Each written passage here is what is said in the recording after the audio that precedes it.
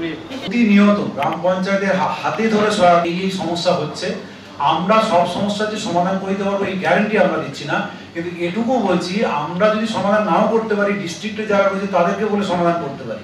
যদি ডিস্ট্রিক্টও যদি না পারে যে সেক্ষেত্রে স্টেট গভর্নমেন্টের কাছে আমরা অ্যাপ্রোচ করতে পারি যে this GP is facing that sort of problem, তাহলে কিন্তু একটা রাস্তা উঠে আসবে। আর প্রত্যেকটা, এটাও আপনারা জানেন তবুও আপনাদেরকে বলছি, প্রত্যেকটা মানে আইএসজিপি টিম, ধরুন সদর শ্রীরামপুর বলে একটা আইএসজিপির একটা হোয়াটসঅ্যাপ গ্রুপ রয়েছে, আইএসজিপি ধরুন চিনসুড়া একটা রয়েছে, আইএসজিপি আরামবাগ একটা রয়েছে, আইএসজিপি চন্দননগর রয়েছে। তো এইখানে কিন্তু আপনারা ইস্যুগুলো তুলে ধরুন যে আমাদের এই প্রবলেম হচ্ছে, এর জন্য কি করণীয়।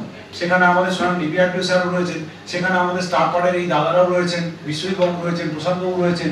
আমরা নিজেরা দেখতে দেখতে কোনো না কোনো সলিউশন বেরোবে। দয়া করে you just write it down যে এইটা হচ্ছে, তাহলে কিন্তু আমরা চেষ্টা করতে পারি। আমাদের জন্য যারা আমি তাদেরকে যখন খুশি আপনারা ফোন করেন, আপনারা ওনারা উত্তর দেন, চেষ্টা করেন, ওনাদের দয়া করে সহায়তা নিন। শুধু তোমার অনেকটা টাইম হয়তো আমি নষ্ট করলাম, প্লিজ তুমি এবার ক্যারিয়ার করো। এবং সেটা পঞ্চায়েত সমিতির ক্ষেত্রে ডেটটার একটু এক্সটেনশন আছে, সেটা 30শে জানুয়ারি।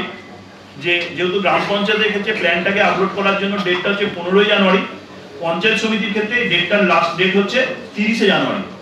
আপনারা আরো 15 দিন এক্সট্রা সময় পাচ্ছেন যে 30শে জানুয়ারির মধ্যে পঞ্চায়েত সমিতির প্ল্যানটা এই ই গ্রাম সভা পোর্টালে ফাইনালাইজ করার জন্য বা ফাইনাল অ্যাপ্রুভ করার জন্য ডেটের এক্সটেনশন টাইমটা পাচ্ছেন।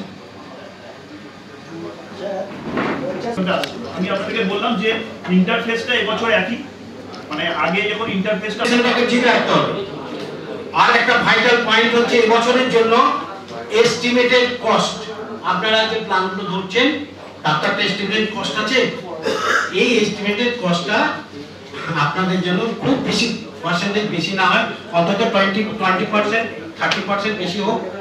এমনটা যেন না হয় আপনারা ধরলেন 1 লাখ টাকা পেমেন্ট করার সময় দেখা যাচ্ছে 2.5 লাখ টাকা, এটা যেন না। আমাদের টেকনিক্যাল পিএস বলুন, গ্রাম পঞ্চায়েত বলুন, টেকনিক্যাল যারা দেখেন তাদেরকে নিয়ে এস্টিমেটেড কস্টটা একটু ঠিকঠাক করে নেবেন।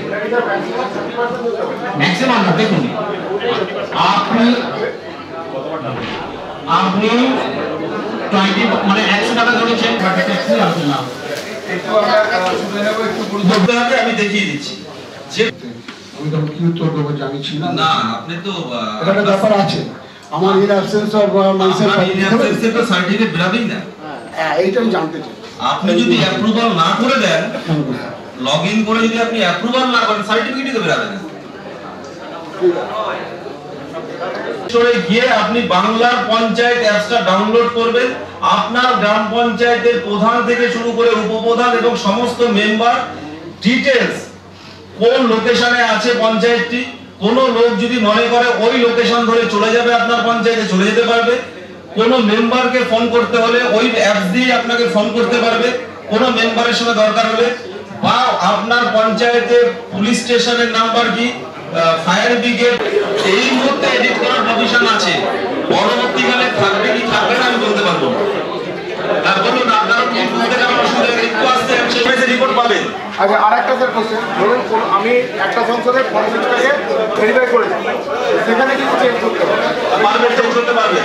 আচ্ছা, তাহলে আমি শেষ করছি। মোটামুটি ব্যাপারটা বুঝতে পারলে সার্টিফিকেটের দায়িত্ব আসছে, যেগুলো বললাম প্রোফাইলগুলোকে আপডেট করা আর সার্টিফিকেটে যাদের পেন্ডিং আছে সেগুলোকে অ্যাপ্রুভ বা রিজেক্ট করে দেওয়া।